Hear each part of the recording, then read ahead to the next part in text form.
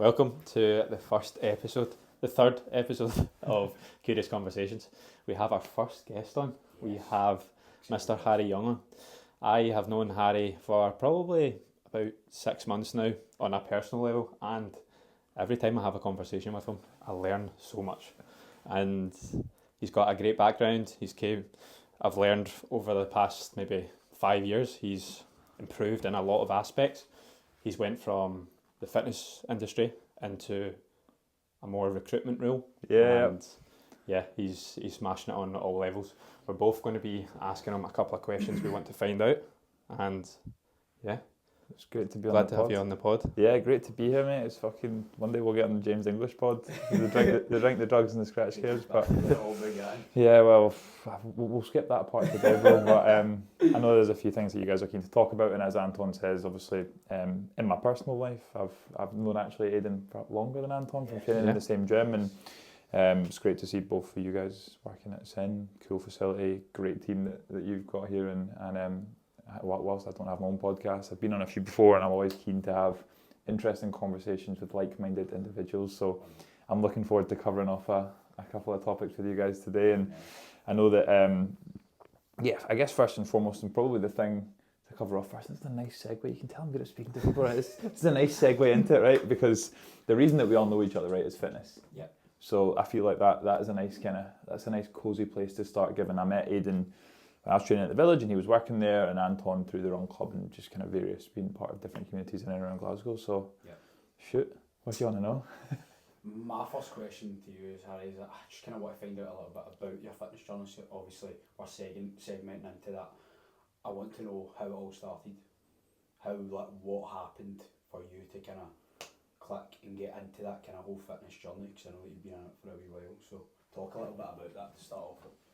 It's a funny journey, and one for me that goes back a fairly long way now. Like, I've been in pretty good shape for a lot of years, but kind of looking at the motivators at different times in my life for me is funny. Like, I'd played like all sport growing up. I'm quite lucky that I come from a family whereby I was encouraged to play like football, rugby, cricket, whatever I wanted. Like, my grandfather, like, I was quite into sports, so I had like a bit of a sporting background, but I wasn't in amazing shape. Like, would have been near the back of the pack in school cross countries and that, man. And if there's anyone from that era of my life listening, they'll probably laugh that I'm involved with the Run Club now. But probably when I was about 13 or 14, I started actually wanting to be like in a gym environment and lifting weights. And it was like, at that stage in my life, I wasn't really interested in being fit per se. It was more about how I looked. So, and this comes probably an interesting thing in terms of when you're speaking to people, mindset about external versus internal motivators and how that kind of looks. I would say I was very much originally externally motivated, and that is maybe why that for the first kind of 4 or 5 years that I was kind of getting into the gym and stuff, it was like being on oil rigs, mate. It was 3 months on, 3 months off, and that was because my motivation was to look good, to impress other people, to impress girls, to look good on a holiday, like whatever that might be.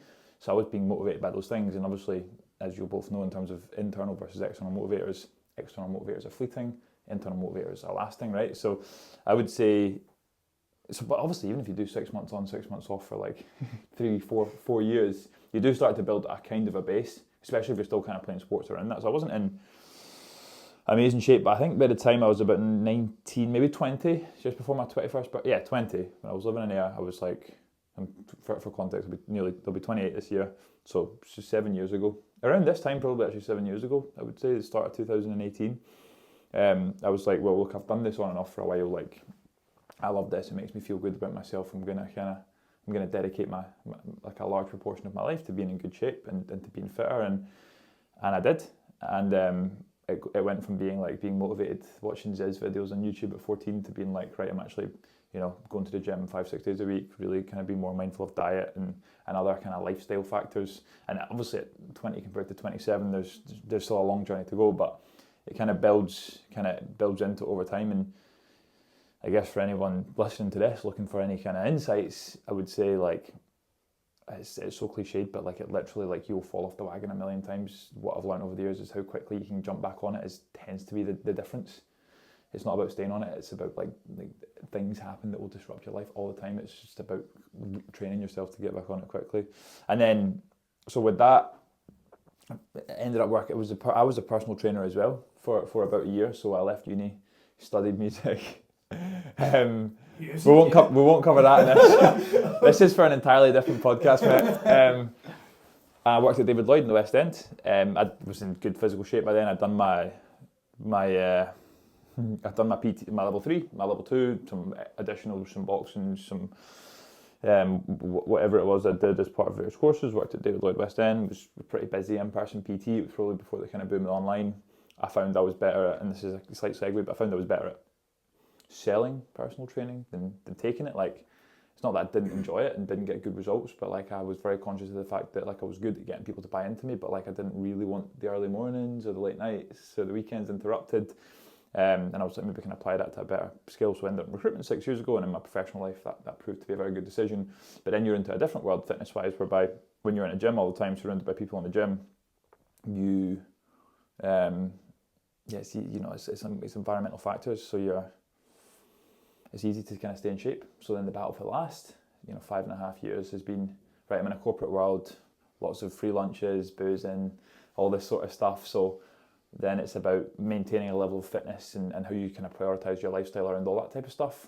So yeah, we can maybe cover later. But in terms of my own fitness journey, did that obviously, and then about mid-2022, I had probably what I would call the fitness menopause, which is like eventually you do just get sick of doing push-pull legs ad infinitum, and felt that I wanted something more.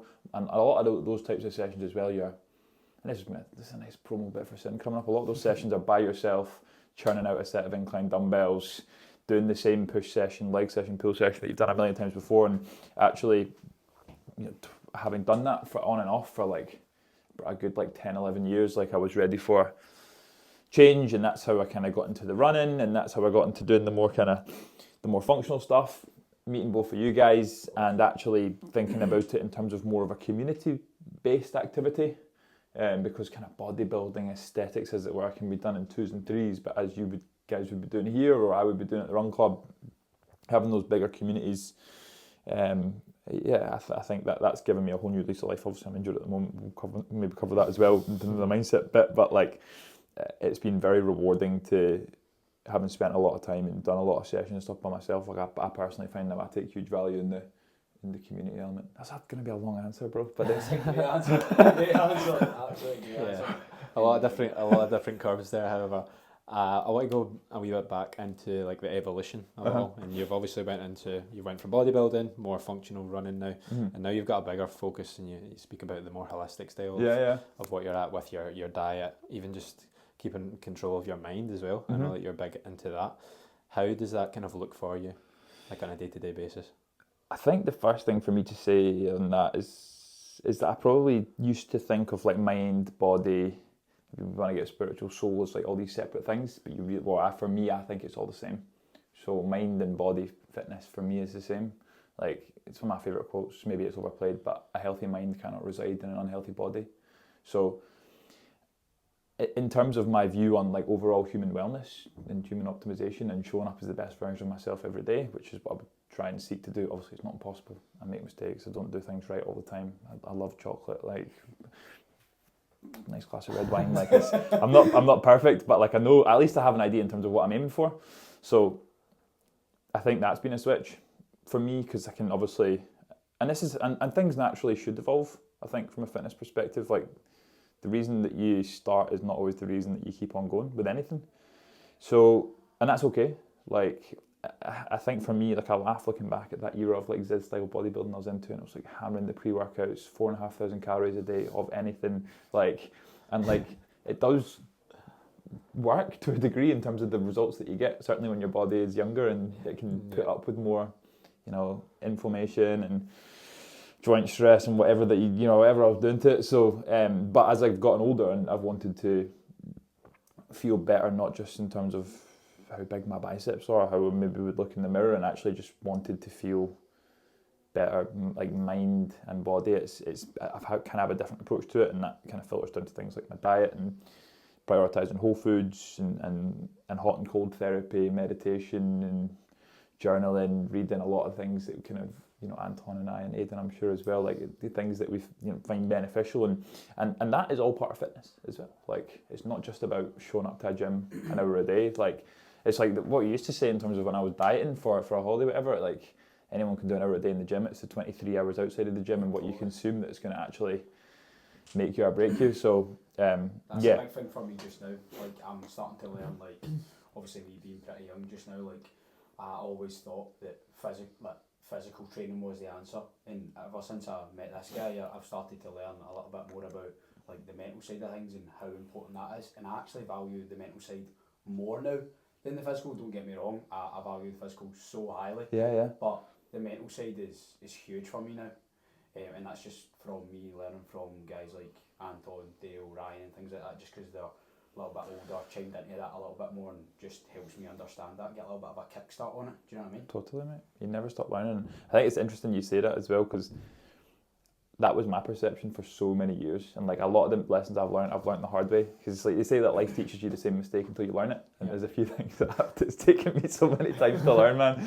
And I think that I would say when I was bodybuilding, when I started running, when I started functional, it's why I have an injury at the moment. Like I just was taught to redline it all the time, or not taught to do that, but it's just what I thought. As you say, the answer was just max effort all the time, and being more structured and more holistic and actually more intelligent about how you train and how you treat your body is just a massive priority for me in terms of overall wellness. Like, and sometimes less is actually more. 1,000,000%. This is it. Like, and it's one of my favorite quotes ever. Is like, the best line of code is no code. So it's like you see, or the fastest line of code is no code. So when you're developing apps, right, you've got these like Silicon Valley tech guys, right? They're trying to make things to simplify things. It's not about simplifying the line of code. Sometimes it's about just getting rid of the code. Mm-hmm. That's it. A good book on this is Essentialism by Greg McKeown. Yeah, that's cool that you say that as well, because I feel like people will like say, for example, like read a book and they'll finish it and then they'll think, oh, I know that now. Like I've found the information, that's me knowing it. Yeah. It doesn't. It takes so many tries and so many so many times of reading that book to actually allow it to kind of ingrain into your mind. 100%, because it takes, for me anyway, I can totally relate to that, because I'm like, I know, like, eating a chocolate bar every single day isn't the best, do you know what I mean? But I'm in my head, I'll be like, you know what, I want that chocolate bar every day.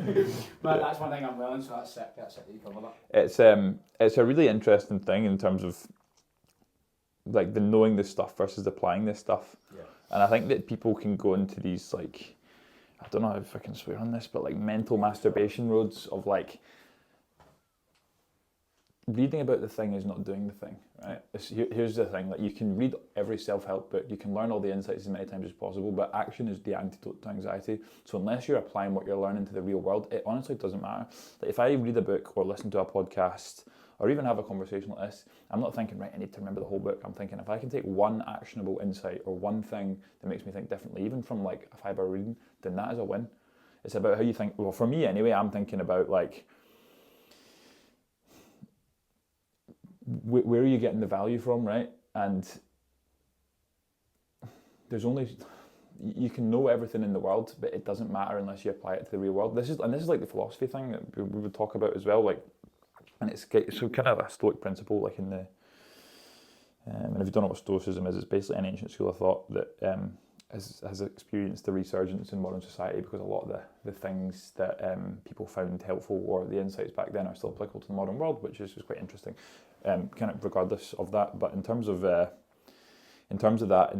they have a key kind of train of thought in their philosophy that's like, it's meaningless to know the philosophy and to not apply it.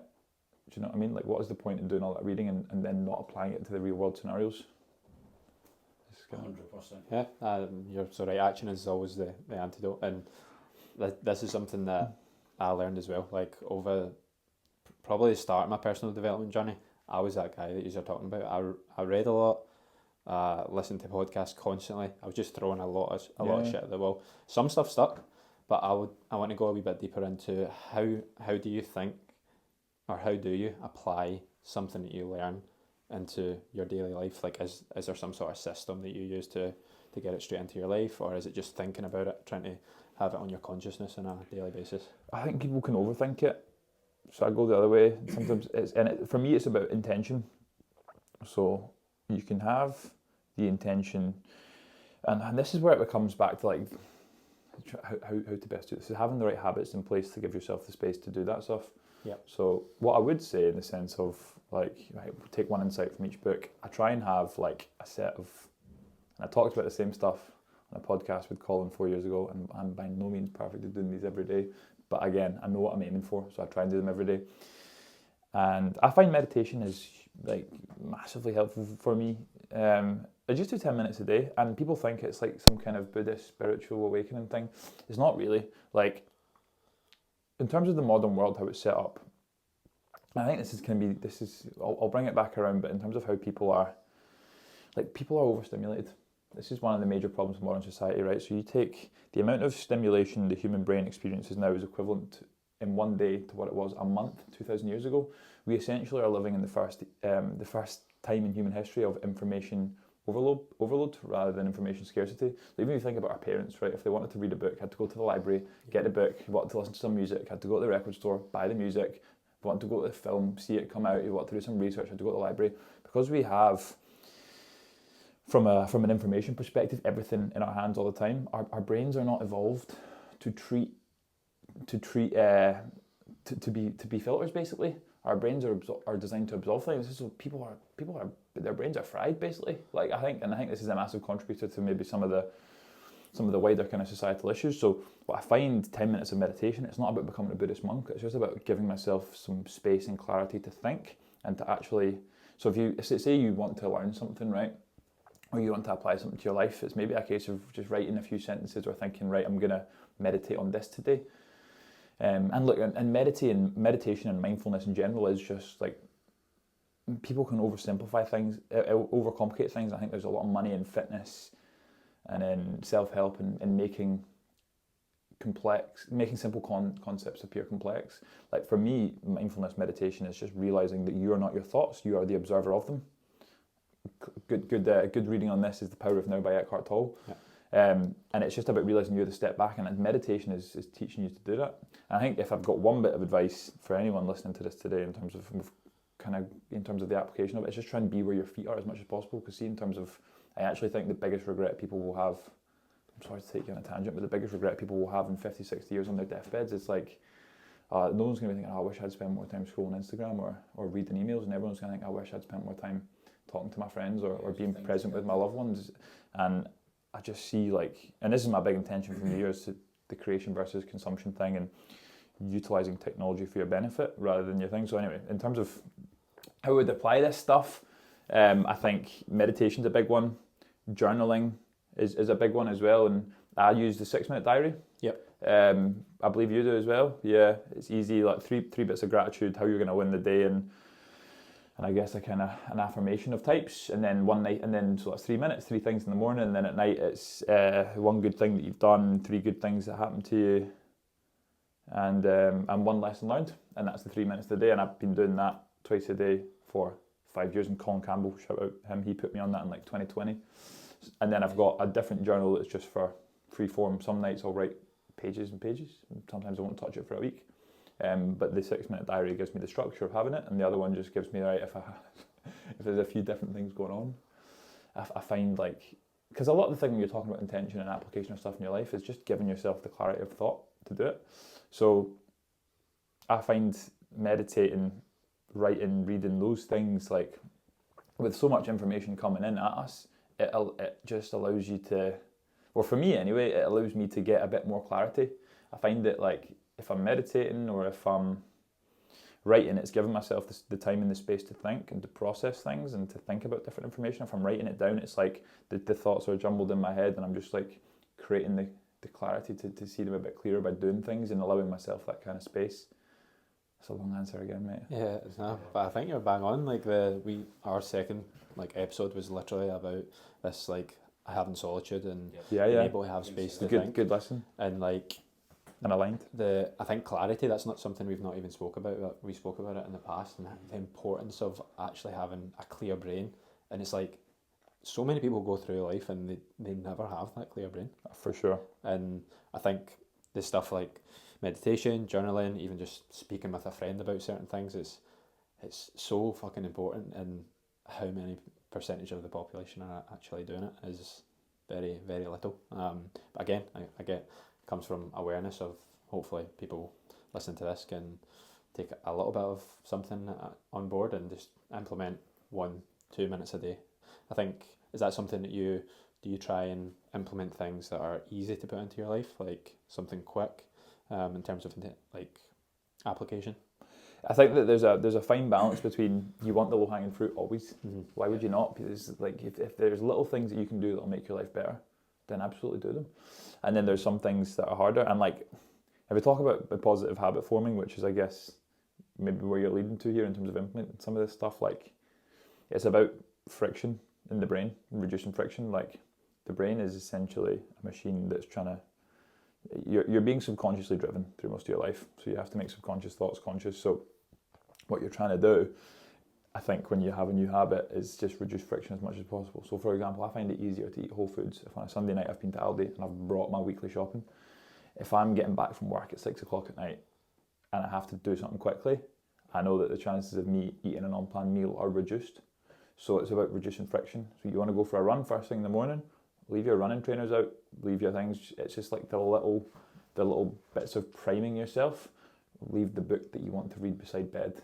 Don't charge your phone by the bed. It's these little bits of low-hanging fruit around like how you can make positive habit changes very actionable. So there's that, and then there's that, and I think it's like, I always think it's good to have like, I always have like a lot of maxims or aphorisms or like small quotes that are like distilling complex ideas into small things, or like quotes, and it's like almost helps me kind of remind it and keep reintroducing the concept to myself so they stick for me. But it's like the man who wants to, I think it's Confucius, who says it. It's like the man who wants to move a mountain must first move a rock. So it's like kind of the James Clear habit forming system around like, if you want to run a marathon next year, then maybe just run a mile tomorrow. Like, it's just little actionable chunks that lead to massive changes.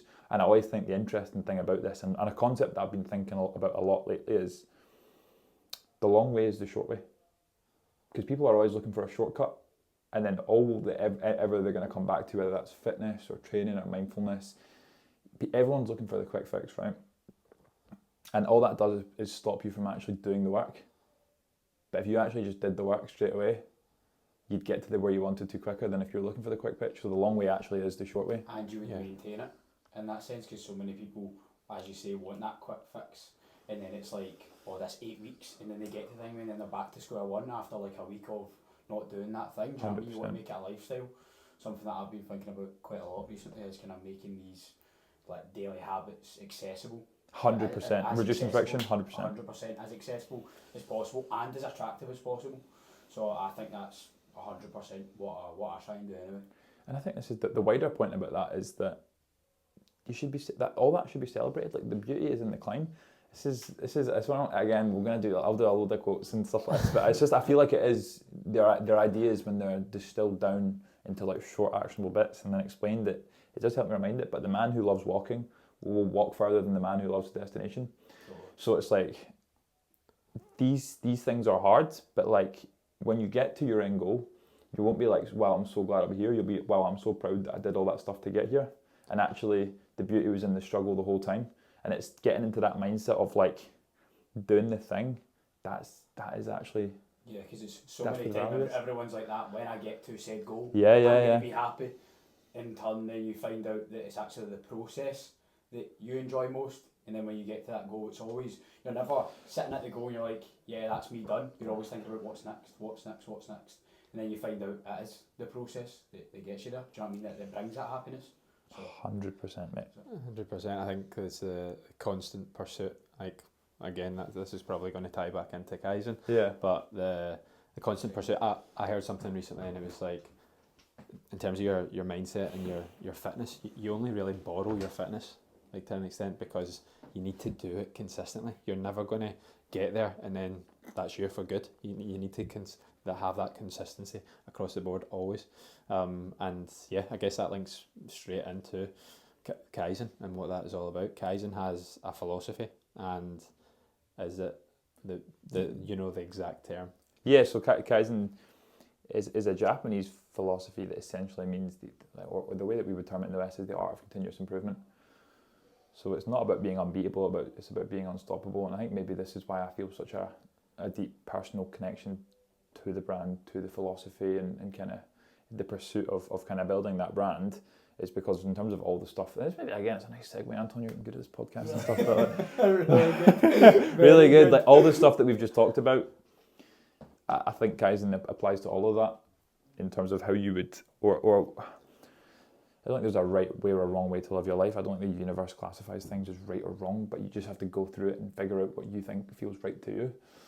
So for me, all the stuff that we've just discussed, and like, by the way, my journey to all that stuff, like I've made mistakes, I've looked in the mirror and not liked what I've seen, like I've it's been not a struggle, but like it's taken a while to get to the point I'm at, and by no means I'm the finished article. Like I'll make more mistakes and I'll do more bad things and I'll disappoint myself and others, but like I think that's the whole thing about it, around like, well, that's all good, but as long as you're aiming for better, I think that's healthy. And I think, like, as I say, in terms of what we discussed before, like everything around fitness, mindset, well-being, I guess human optimization, you know, my fitness journey, like the art of continuous improvement, Kaizen, I think obviously the club started, it resonated with me. And look, a brand that's predicated on continuous improvement is going to attract people to that, of that mindset, you would hope, for the in real life community. So what you then have is you have a lot of people kind of congregating together with shared views and beliefs and mindsets, and that created a new group of friends and new kind of social circles and stuff for me. So I think it's amazing that conceptually it led to that in reality. And obviously last year at a point I got 4 million more involved in the kind of back end business side of things, and kind of co-run it, I guess you would say, with a few with kind of other individuals in Glasgow. So yeah, I think it's something that I feel like sometimes life will pull you in certain directions, like unknowingly. Yeah. Do you know what I mean? It's like you feel the pull of, you know, it could be romantically with a partner, or it could be like to a friend group, or it could be to a gym or a professional job. I felt a pull to Kaizen, so I wasn't going to question it and be like, oh, okay, like what's this? I was like, right, okay, I'll be there and I'll put myself amongst it and I'll see what the outcome is of that. And I think that's a wider point in the sense of like living in alignment and having like giving yourself the space to write and to read and to meditate and to spend time with like-minded people. I find it's almost easier to live in alignment with these things, and you almost feel more of a notion and more of an urge to actually, nah, this is the right thing, or I should be in this place. So the whole Kaizen thing, like, I just felt, well, that's very relatable to me. I really like the people involved, like the concept, spent a lot of time with it. And then at a point, it had been all kind of, I think, operationally, maybe like side of a desk or like written on the back of a fag packet. And I was like, well, look, in my other life beyond like fitness and Kaizen, like I'm a relatively successful, fairly successful kind of in the corporate world, right? And have been for a number of years. So I've learned a hell of a lot around business and business operations, and have like I would say a strong degree of commercial acumen. So I had some ideas around, right, what structures, processes, procedures could be put in place, what's the strategy, you know, and how can we take this brilliant concept and this idea that's kind of beloved by the community of people that are involved with it and actually try and grow it. And I guess that's why I was maybe attractive for those people to get me involved, in the sense of I was passionate and bought into the brand. And you know, I'm not expecting that Kaizen's going to retire me from my or not anytime soon, going to retire me from my corporate job. So it is a labour of love. Yeah. Ultimately, like, it is a purpose-driven endeavour. Like, it's easier to get out of my bed in the morning and go to Run Club than to my job. Not that it's ever hard to get up and go to my job, but like, if you're doing another 15, 20 hours a week on a project that you're making no financial gain from, then it kind of needs to be something passionate about and that you love, and that is a purpose-led endeavour. And taking the lessons that I've learned, some of which we've discussed, and talking about them with you on this podcast, or being in a group of people whereby, you know, instead of being in the pub on a Friday night in Glasgow, you know, we're taking a community of people to a running track, or first thing on a Sunday we're encouraging people to come and do a 5k and run with us. I feel like that is me, given I'm making no financial gain for that, making a positive impact, and hopefully improving people's lives is part of that. And the best thing about it is it's all my pals, right? Well, not all of them. I've got a couple of others actually as well, but a fair few of them.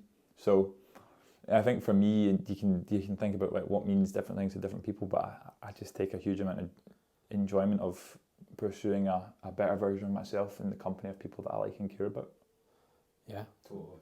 I think Kaizen, from my experience as well, like Kaizen is very much just like-minded people together, and you always, like, no matter how you feel at Kaizen, you always leave there feeling much better. I think it's because you have so many different connections with people, even if it's new people coming in. A couple of people joined from Sin and they said how welcome they felt, and it's funny as well. Kaizen, like everyone I've spoke to outside of Kaizen who I've brought in, they're like, I'm so scared to go. Like everyone's so fit, there, like everyone's runners, but you guys you have great marketing. Like you're like the brand itself is amazing. Like it really is, and I can see it going far and like really far. But I think from an outsider's perspective, it kind of looks like that.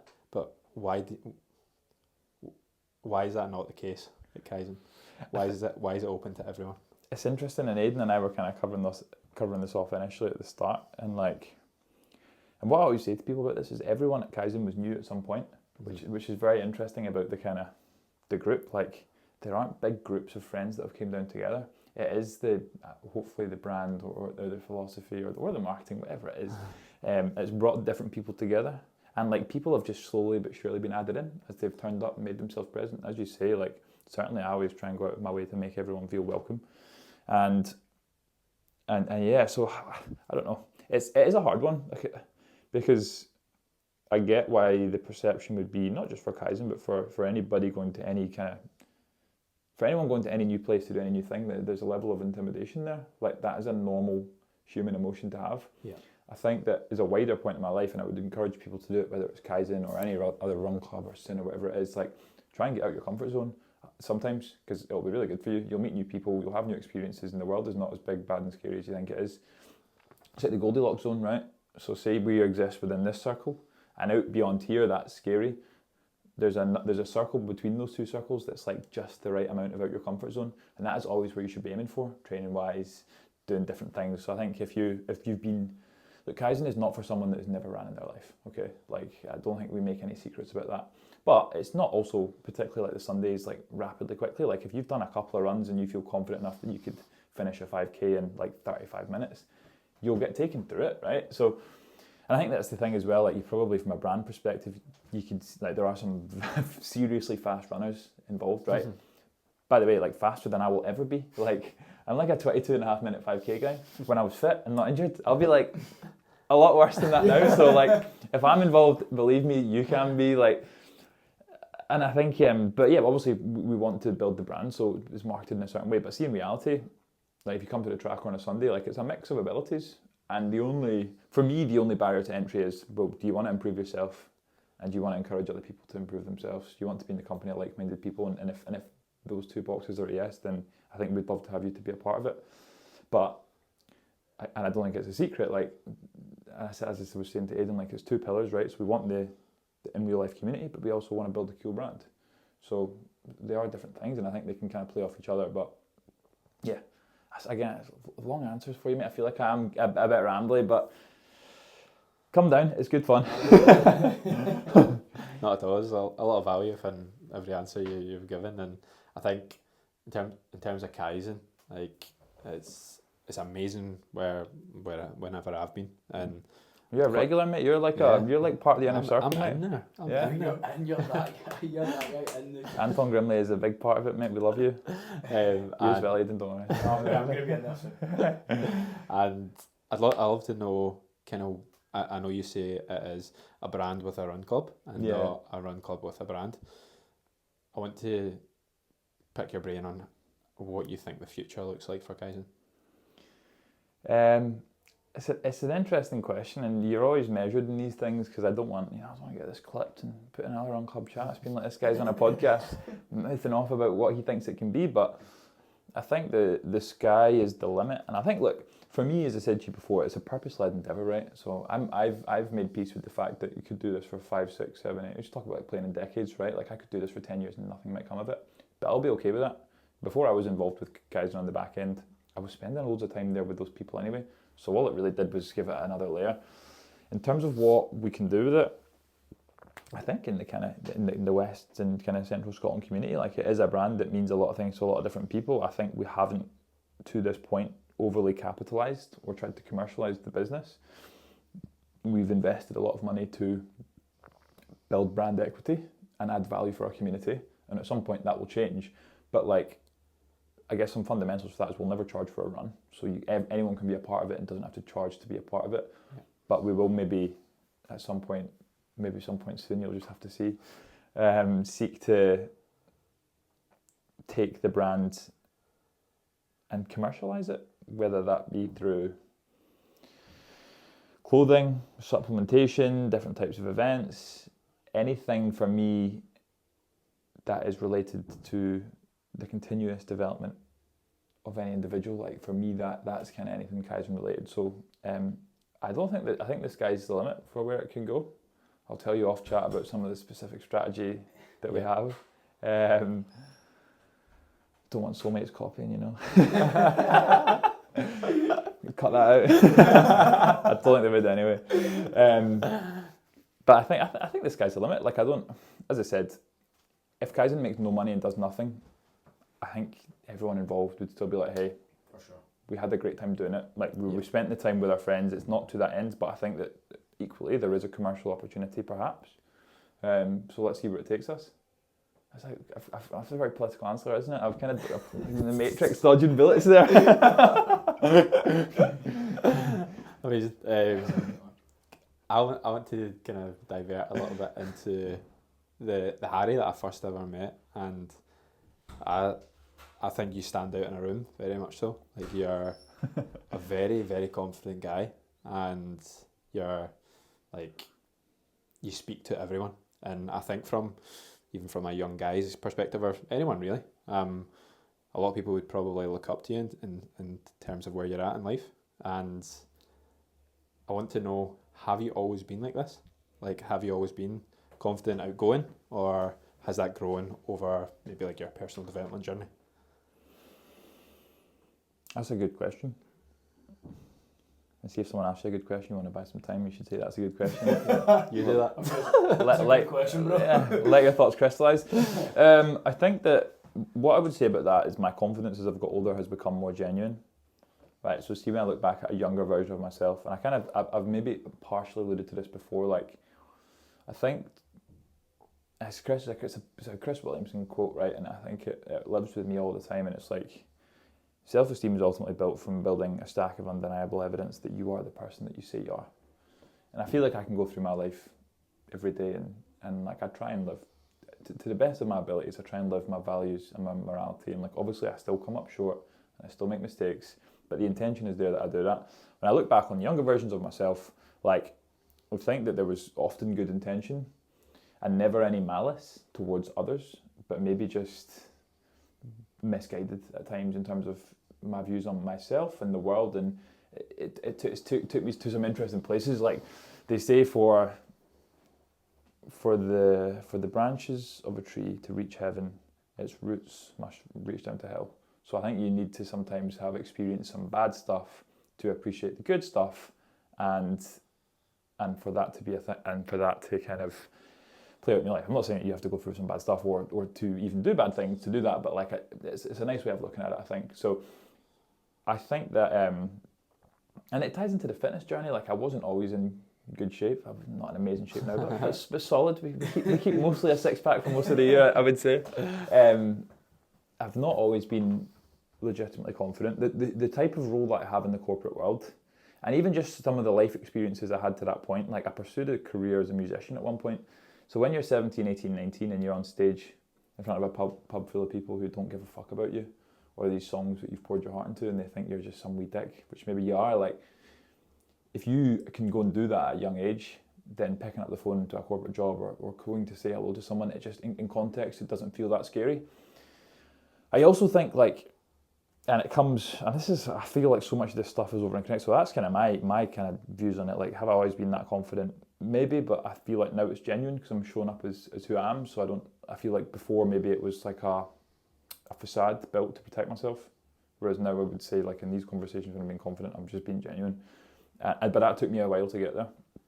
Like a kind of fake it till you make it, almost kind of type of thing. Yeah, it is. And then it's took me maybe just almost having some of that time and clarity to be like, okay, I actually don't need that level of protection anymore. Like I don't need to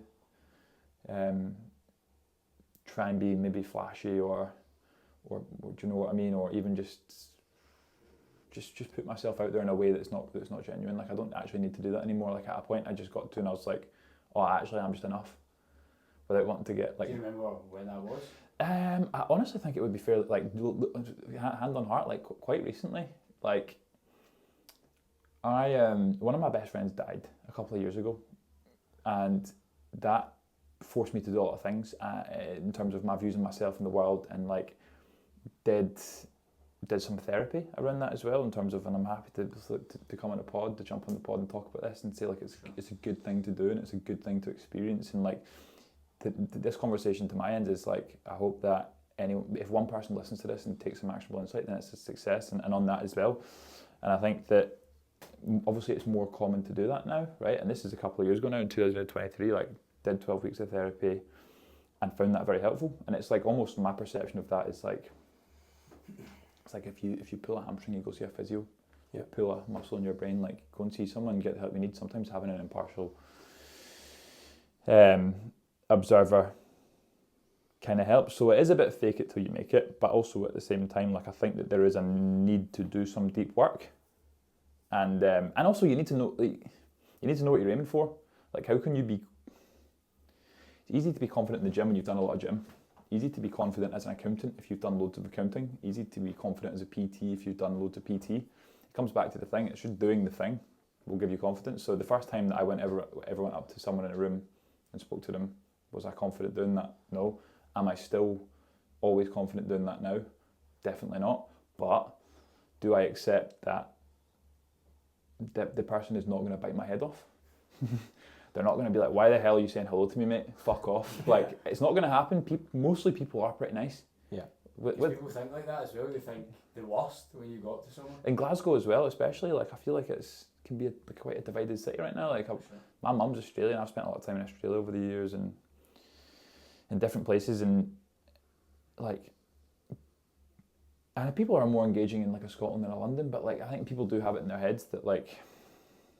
And this comes back to like the power of community and all that, and community training or community run clubs, but like I think people have it in their heads that like they're scared to approach people, but like if you're coming at someone with positive intention, just to say hello, to welcome them to a run club, or to share a bit of good information with them, or I think you'd like this book.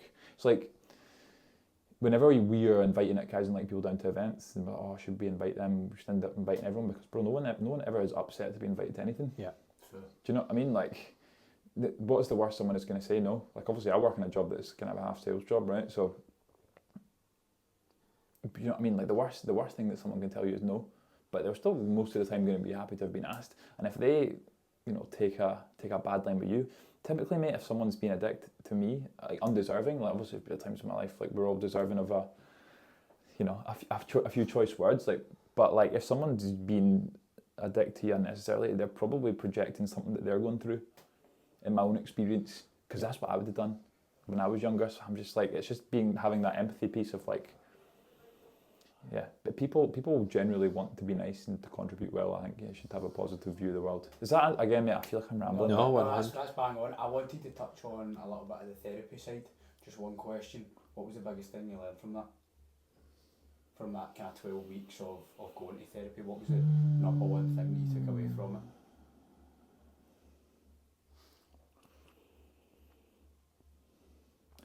I think for me, well, there's two things.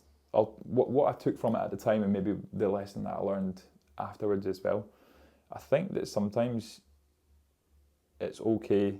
It's kind of cliche, but like sometimes you do just need a bit of extra help. Like if you are genuinely struggling to, for me it was like I just couldn't process what had happened, and I wasn't able to show up in my life, like even doing the normal things that we've discussed, like those positive habits, because most of the time I would say like I've got a rule called the 24-hour rule.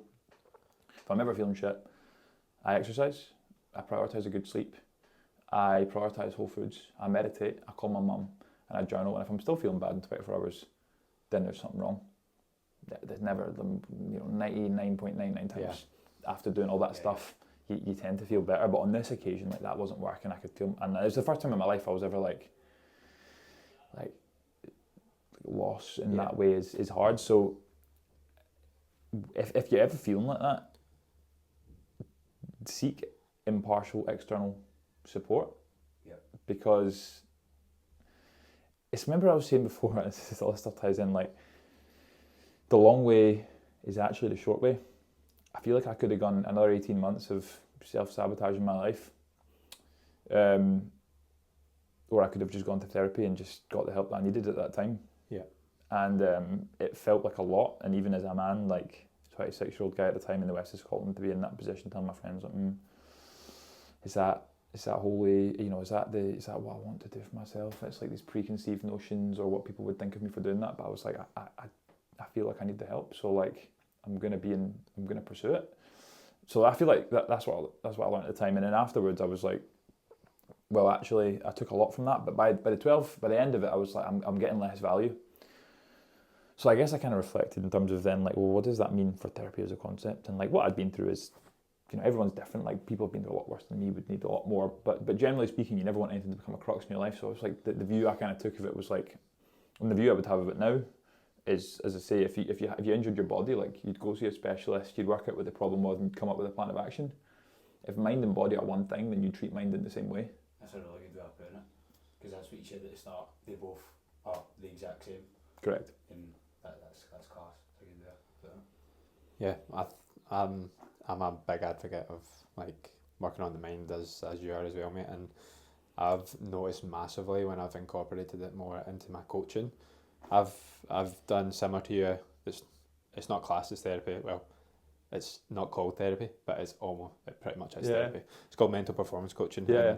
They say therapy is taking you from like -1 to 0 to 1. Yeah. And then mental performance coaching is from 1 to 100. Yeah. But it's very similar in that I found it unbelievable to go into depth with my own thoughts and actually think about my thoughts. And I feel like metacognition. Yeah. I feel like beforehand I just did not do that. And Aiden, we were speaking about this, Aiden's only 21, but he's like 5 years ahead of when I started talking about this shit. For sure. And yeah, like, I think again comes probably back to awareness to a certain extent, and having that time, it all ties in really, having that time to yourself, letting things process a little bit.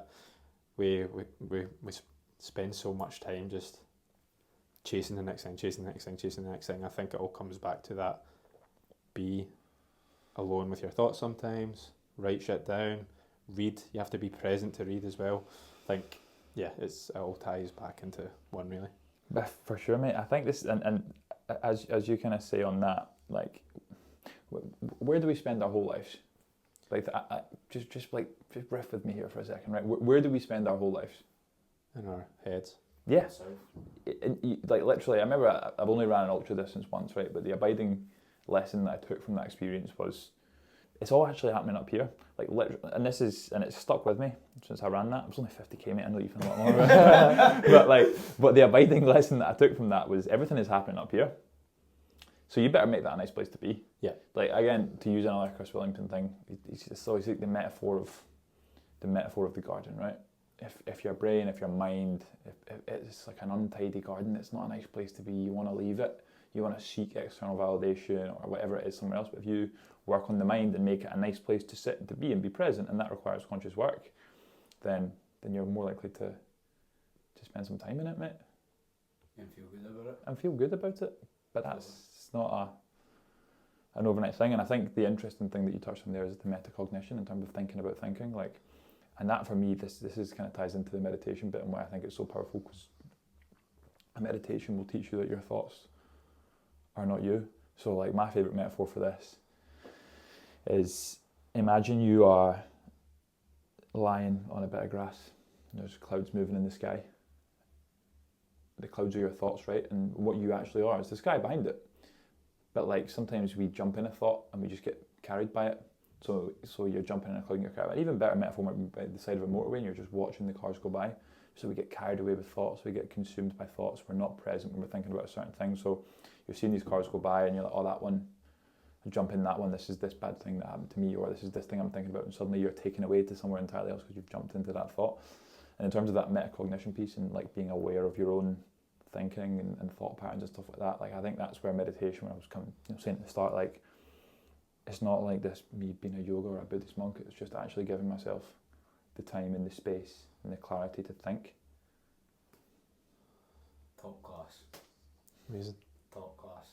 You got No, mate, I think that's a great place to end it. I think that's Fucking good to be on the pod, brothers. amazing, man. yeah, mate. Amazing, man. That was really, really good. I like that a lot. Thank you for coming on, Throwing Harry. doggies in there, boy. Harry, Bro, it's a pleasure. I know you're, Appreciate you, man. Genuinely. Thanks a lot. and every time, as I say, every time we speak to you, or I speak to you in particular, you learn something new. You have these I don't know, like about 50 things there. you're so right. You have these aphorisms that just like explain things very, very well. That someone like you probably know of Naval Ravikant. Yeah. He talks about it a lot, and I think having the little things to tie to what you're trying to say is so important. People think that they're cheap as well. Like it's just like throwaway, Yeah. and it can maybe be perceived as that, but it's not. It's like little reminders to myself. I mean, I think that's it. And like intelligent people are not. True intelligence is not knowing the most things. The mark of true intelligence is being able to take a complex idea and make it simple for someone to understand. For sure. That's class. Great to be on the pod with these two legends, man. Loved it. Appreciate you. Till the next one. Get like 20, 30 in and I'll hop on again because I feel like we just scratched the surface. Yeah, you just get Got so much more in. Yeah. Hey bro, thank you. Class. Appreciate that. You, bro.